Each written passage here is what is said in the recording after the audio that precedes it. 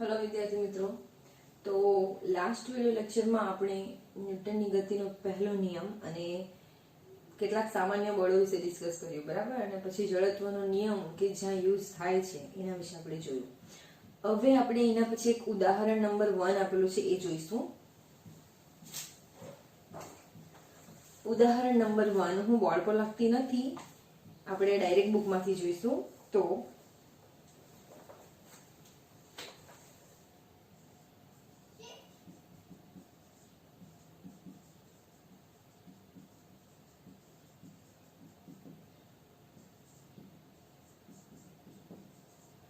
ઉદાહરણ 1 5.1 સોરી,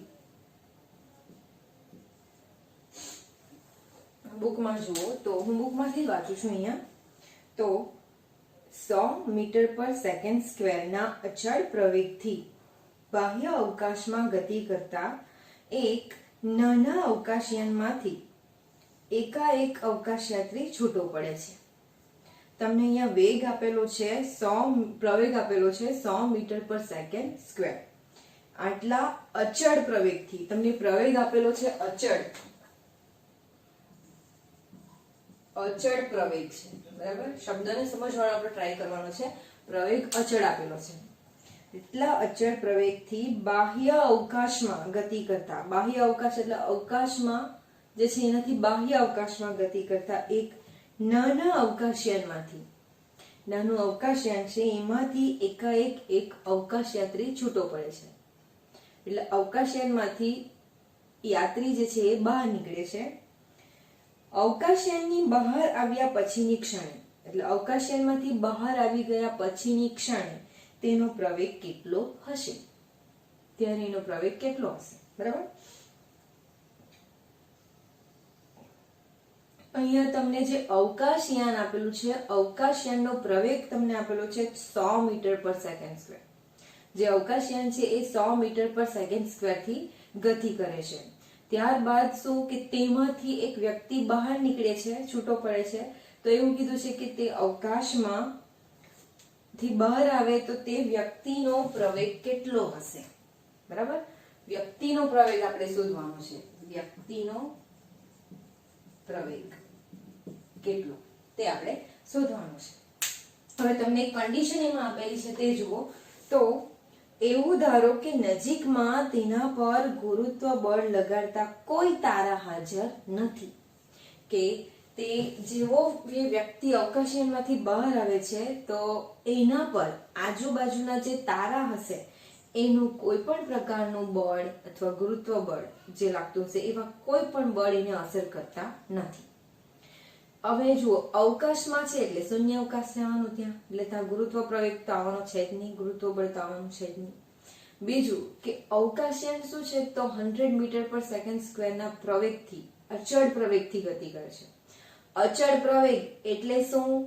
તો પ્રવેગ તમારો 0 છે, બરાબર? એમાં કોઈ ફેરફાર આવતો નથી, બરાબર? હવે એટલી સ્પીડથી જે અવકાશયાન ગતિ કરે છે એમાંથી એકાએક અવકાશયાત્રી બહાર આવે છે, અવકાશયાન યાત્રી, બરાબર? એ અવકાશયાન યાત્રી બહાર આવે છે. બહાર આવતાની સાથે એના પર કોઈ પણ જાતનો બળ લાગતું નથી, કોઈ પણ જાતનું બળ લાગતું નથી. તો એ વ્યક્તિનો પ્રવેગ કેટલો હશે? તો કેટલો હશે વિચારો. કે તમે અત્યારે અવકાશમાં છો, બરાબર? અને તમે એક પથ્થરને આ રીતના ફેંકો છો.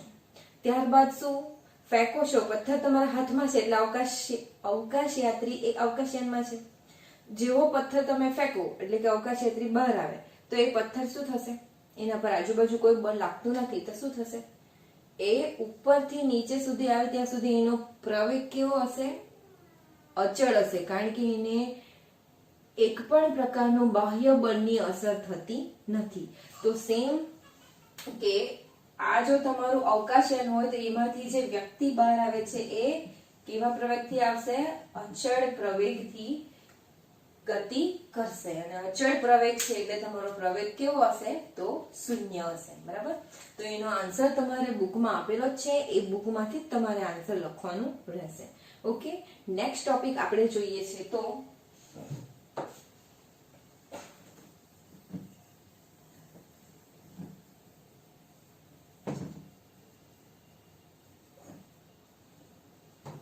નેક્સ્ટ ટોપિક આપણે જોવાના છે. તે પહેલા થોડું ડિસ્કશન આપણે કરી લઈએ નેક્સ્ટ ટોપિક માટે. તો આઈ થિંક એક ઉદાહરણ આપણે લઈએ કે અહીંયા એક કાર છે, બરાબર, કાર, અને આ છે તમારી ટ્રક. હવે શબ્દો જોતા જ તમને એક ખ્યાલ તો આવી જ જાય કે કાર અને ટ્રક બંનેમાંથી કોનું વજન વધારે હશે? તો ટ્રકનું વજન વધારે છે, બરાબર. હવે અહીંયા જુઓ, ટ્રકનું વજન જે છે એ શું છે? તો વધારે છે. સોરી, કારનું વજન ઓછું છે અને ટ્રકનું વજન કેવું છે? તો વધારે છે, દળ વધારે છે. હવે શું કે કારનું વજન એટલે કે દળ ઓછું છે અને ટ્રકનું દળ વધારે છે, તો એને ફોર એક્ઝામ્પલ કોઈક રસ્તા પર, સમતલ રસ્તો છે એના પર ટ્રાવેલ કરવા, ગતિ કરાવવાની છે આપણે, તો કારની જેટલી સ્પીડ છે એટલી સ્પીડ ટ્રકની પણ હોવી જોઈએ. આપણે એવી રીતના કરાવવાનું છે, બરાબર. તો કાર અને ટ્રક બંનેની સ્પીડ સમતલ રસ્તા પર સરખી કરવા માટે કોને વધારે બળની જરૂર પડશે? કારને વધારે બળની જરૂર પડશે કે પછી ટ્રકને વધારે બળની જરૂર પડશે? વિચારો. તો શું થશે કે કારનું વજન ઓછું છે, દળ ઓછું છે, જ્યારે ટ્રકનું દળ કેવું છે? વધારે છે. એટલે જેનું દળ વધારે હશે એ વાહન, એ વસ્તુને બળની સૌથી વધારે જરૂર પડશે. એટલે કે એક્સિલેટર જે આપવું પડે એ કોને વધારે આપવું પડે? ટ્રકને વધારે આપવું પડે, બરાબર. એટલે અહીંયા શું પ્રૂવ થાય છે? તો જુઓ, જેનું દળ વધારે તો એનો વેગ કેવો રહેશે? સોરી, જેનું દળ ઓછું તો એનો વેગ કેવો રહેશે? વધારે રહેશે. અને જેનું દળ વધારે એનો વેગ કેવો રહેશે? તો ઓછો રહેશે, બરાબર. આ એક ઉદાહરણ છે કે જેમાં કાર અને ટ્રક છે તો બંનેનું વજન, દળ અલગ અલગ છે. કારનું દળ ઓછું પણ એની ઝડપ, એનો વેગ કેવો છે? વધારે. અને વધારે ઝડપ લાવવા માટે એને બળ પણ વધારે આપવાની જરૂર નથી, કારણ કે વજન એને કેવું છે? ઓછું છે. જ્યારે ટ્રકની આપણે સરખામણી કરીએ કાર સાથે, તો ટ્રકનું વજન વધારે છે, તો એને તેટલી, કાર જેટલી જ સ્પીડ લાવવા માટે, એનો વેગ વધારવા માટે એને બળ કેવું આપવું પડે? વધારે આપવું પડે, બરાબર. ચલો, આ એક ઉદાહરણ થયું. હવે બીજું આપણે એક ઉદાહરણ જોઈએ. તો નાનો પથ્થર છે, અહીંયા નાનો પથ્થર અને અહીંયા છે મોટો પથ્થર, મોટો પથ્થર, બરાબર. આ એક નાનો પથ્થર છે અને આ મોટો પથ્થર છે. તો નાના પથ્થરનું દળ અને મોટા પથ્થરનું દળ, બરાબર. અને વેગ આપણે જોઈએ છે. નાના પથ્થરનું દળ જે હશે તે, બરાબર, નાના પથ્થરનું દળ કેવું રહેશે? ઓછું. અને આ કેવું રહેશે? વધારે રહેશે, બરાબર. તો એના પરથી જે વસ્તુનું દળ વધારે તે વસ્તુનો વેગ કેવો રહેશે? તો ઓછો રહેશે, બરાબર. તે વસ્તુનો વેગ કેવો રહેશે? તો ઓછો રહેશે. અને આનો કેવો રહેશે? તો વધારે રહેશે. હવે આ જે છે પથ્થરનું આપણે ઉદાહરણ જોઈએ તો બે પથ્થર છે, નાનો પથ્થર અને મોટો પથ્થર. હવે બંને જે પથ્થર છે એને આપણે ઉપર અગાસી પરથી નીચે ફેંકીએ છીએ અથવા મકાન પરથી નીચે ફેંકીએ છીએ, બરાબર. તો કયો પથ્થર તમે ઈઝીલી, સરળતાથી ઝીલી શકો? કયો પથ્થર તમે સરળતાથી ઝીલી શકો? બેમાંથી જેનું વજન વધારે છે એ પથ્થર ઝીલી શકો કે પછી જેનું વજન વધારે ઓછું છે એ પથ્થર ઝીલી શકો?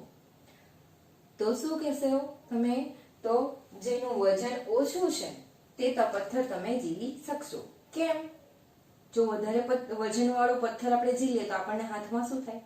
લાગે વધારે, અસર વધારે થાય. એની સરખામણીમાં આપણે ઓછા વજન વાળો, ઓછા દળ વાળો પથ્થર ઝીલીએ તો આપણને ઓછું લાગે, બરાબર. તો આપણે ઓછા વજન વાળો પથ્થર ઝીલશું. હવે બંને જે છે, બંને પદાર્થોને ફેંકવામાં આવે તો કયો પથ્થર પહેલા નીચે આવશે? સૌથી પહેલા કયો પથ્થર આવી જશે? બરાબર. તે અહીંયા ઇફેક્ટ કરે છે, કોની ઝડપ વધારે હશે, બરાબર. બીજું તો અહીંયા જુઓ, દળ અને વેગ છે, બરાબર. હવે જેનું દળ વધારે રહેશે, જેનું દળ વધારે રહેશે એની ઝડપ કેવી અહીંયા કીધી છે? ઓછી છે. પણ તમે જુઓ, ભલે દળ અને દળ વધારે હોય ને ઝડપ ઓછી છે, અહીંયા પણ દળ વધારે ને ઝડપ ઓછી છે, પણ તમે અહીંયા શું નોટિસ કરો છો, તો જે તે વસ્તુ જે છે, આપણે 4 વસ્તુ લીધી છે, કાર અને ટ્રક, અહીંયા નાનો પથ્થર અને અહીંયા છે મોટો પથ્થર, બરાબર. આ જે વસ્તુ આપણે લીધેલી છે એમાં દરેકની સાથે શું સંકળાયેલું છે, તો પોતાનું દળ અને સાથે શું, વેગ, કારણ કે આપણે ગતિ માટે જોઈએ છે, બરાબર. દળ છે, વેગ છે, આને પણ પોતાનું દળ છે, વેગ છે, આને પણ પોતાનું દળ અને વેગ છે, આને પણ પોતાનું દળ અને વેગ છે. એનો મતલબ શું કે દુનિયામાં જેટલી પણ વસ્તુઓ છે એની સાથે પોતાનું દળ હોય જ છે, અને જ્યારે એ ગતિમાં આવે ત્યારે એની પાસે શું હોય છે, વેગ હોય છે, બરાબર. હવે એમાંથી એ વેગ કઈ વસ્તુનો વધારે કઈ વસ્તુનો ઓછો એના વિશે આપણે જોઈએ છીએ, પણ એટલું અહીંયા ક્લિયર છે કે દરેક વસ્તુ સાથે એનું દળ અને જ્યારે એ ગતિમાં આવે ત્યારે એની સાથે વેગ સંકળાયેલો હોય છે, બરાબર. હવે એના વિશે જોઈએ તો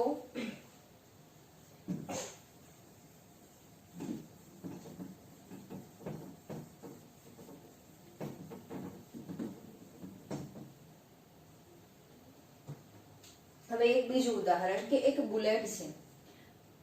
આ માની લો કે આ એક બુલેટ છે, બરાબર. બંદૂકની ગોળી છે, બંદૂકની ગોળી છે. હવે આ જે બંદૂકની ગોળી છે એને પણ પોતાનું દળ રહેવાનું છે, દળ એમ આપણે લઈ લઈએ, એનું પણ કોઈક દળ હશે, બરાબર. એ બંદૂકની ગોળીને હવે તમારે બે રીતે એને ચલાવવાની છે.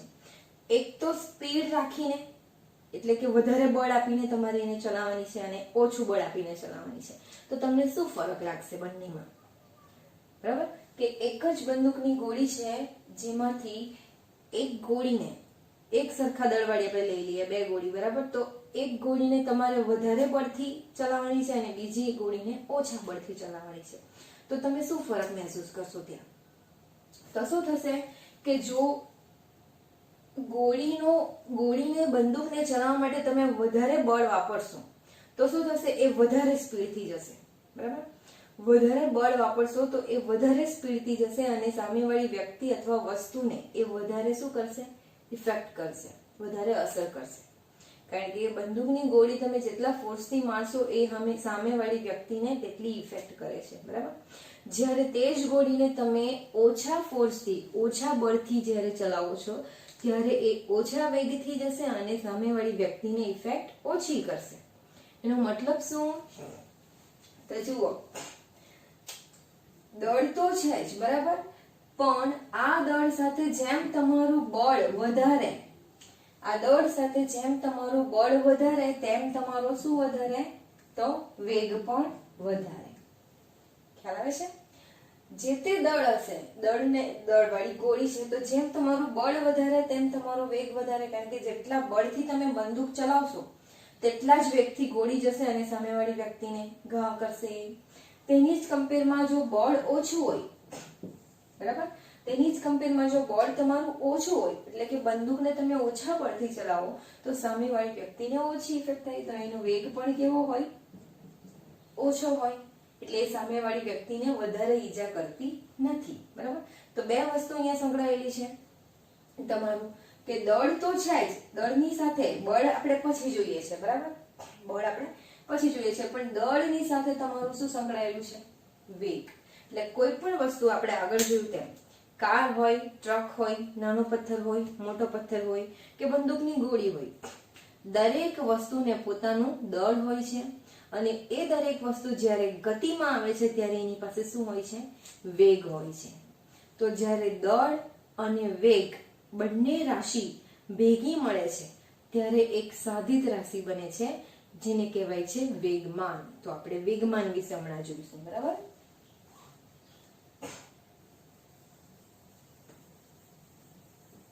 આ ફક્ત ઉદાહરણ વિશે આપણે જોયું છે સમજવા માટે, વેગમાનનું પૂર્વ જ્ઞાન માટે આપણે જોયું છે. હવે વેગમાન વિશે આપણે જોઈએ તો વેગમાનની વ્યાખ્યા ખૂબ ઈઝી છે.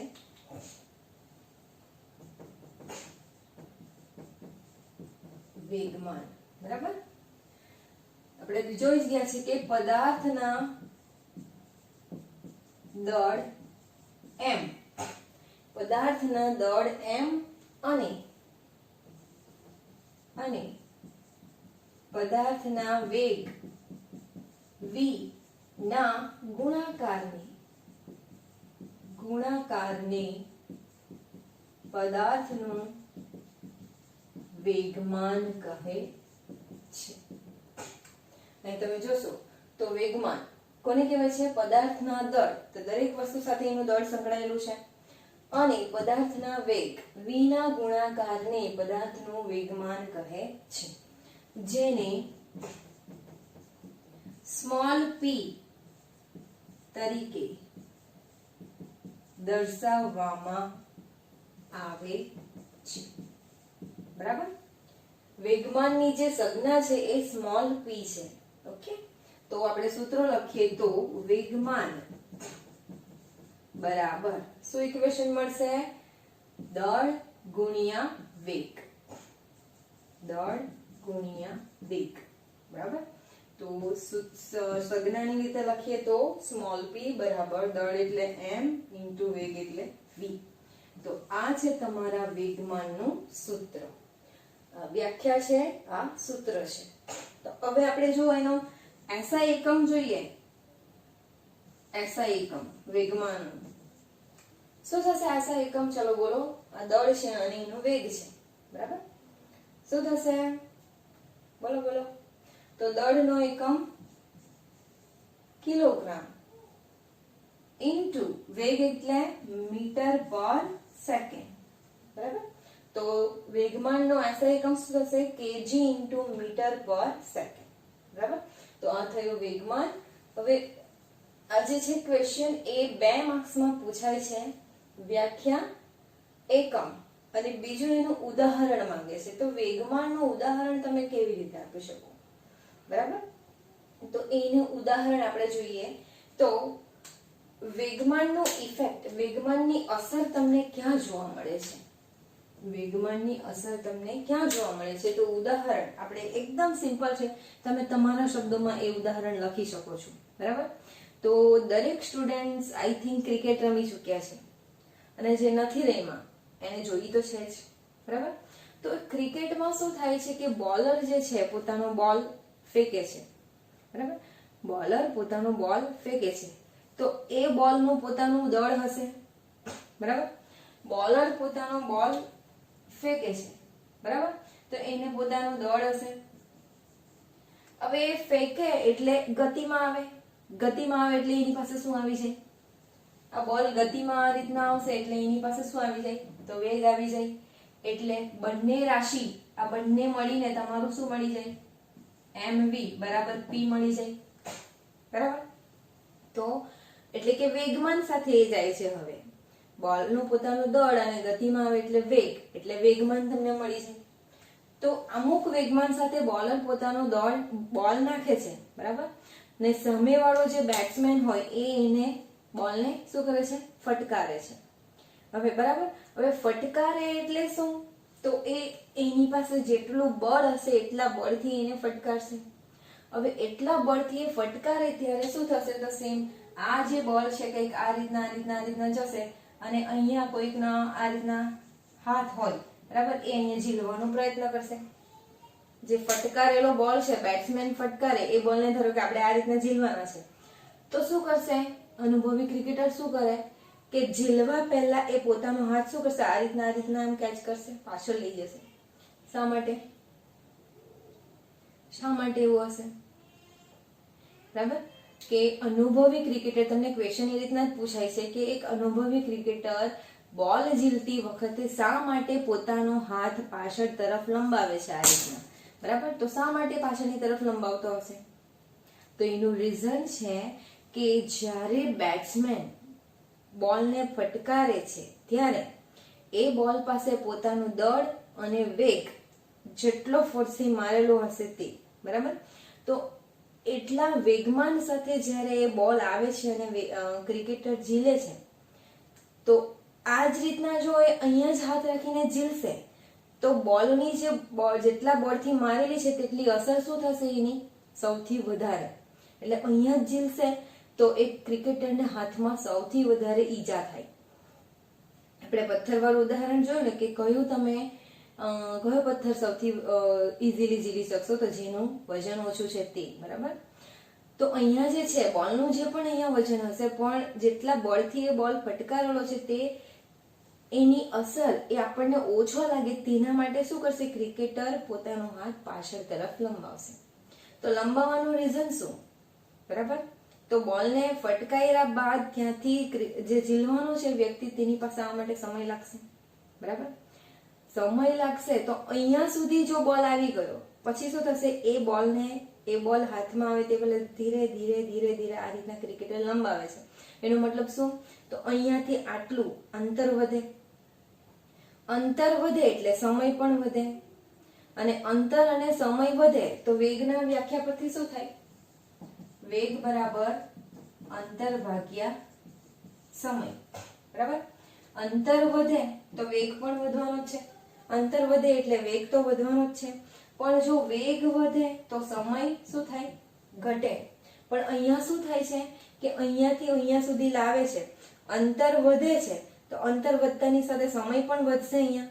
બરાબર, અહીંયા સમય ઘટતો નથી પણ શું થાય છે? સમય વધે છે, કારણ કે એ અહીંયાથી હાથ આ રીતના લંબાવે છે. બરાબર, તો અહીંયાથી અહીંયા આટલું અંતર વધે તો સાથે સમય પણ વધે છે, અને સમય વધે તો તમારું શું થશે? આ વેગ શું થશે? ઘટશે. બરાબર, એટલે બરાબર છે, અંતર વધે તો સમય પણ વધે, અને સમય વધશે તો તમારો વેગ શું થાય? ઘટશે. બરાબર, વેગ ઘટે એટલે શું થાય તમારું? તો અહીંયાથી અહીંયા સુધી વેગ ઘટશે એટલે એ ઇઝીલી ઝીલી શકે, અને બોલ પાસે જેટલું બળ હશે એ બળની અસર કેવી તમારા હાથમાં થાય? ઓછી થાય. બરાબર, એટલે બોલ હાથમાં લાગતો નથી. ખ્યાલ આવે છે? એટલે તમને કીધું ને કે બંદૂકની ગોળી જેટલા બળથી તમે ચલાવશો, વધારે બળથી ચલાવશો તો સામેવાળી વ્યક્તિને વધારે ઇફેક્ટ થશે, અને ઓછા બળથી ચલાવશો તો સામેવાળી વ્યક્તિને અસર ઓછી થશે.